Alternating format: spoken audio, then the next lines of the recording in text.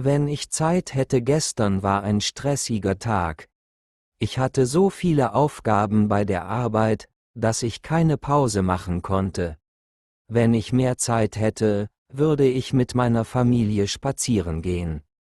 Aber leider musste ich bis spät abends im Büro bleiben.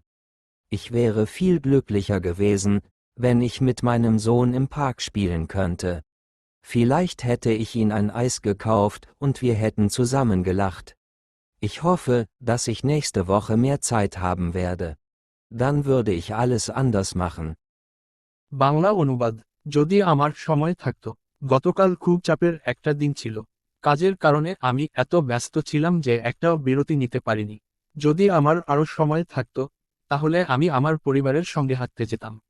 কিন্তু দুর্ভাগ্যবশত আমাকে রাত অবধি অফিসে থাকতে হয়েছিল। আমি অনেক বেশি খুশি হতাম যদি আমি আমার ছেলের সঙ্গে পার্কে খেলতে পারতাম। হয়তো আমি তাকে একটা আইসক্রিম কিনে দিতাম আর আমরা একসাথে হাসতাম। আমি আশা করি আগামী সপ্তাহে আমার বেশি সময় থাকবে। তাহলে আমি সবকিছু ভিন্নভাবে করতাম।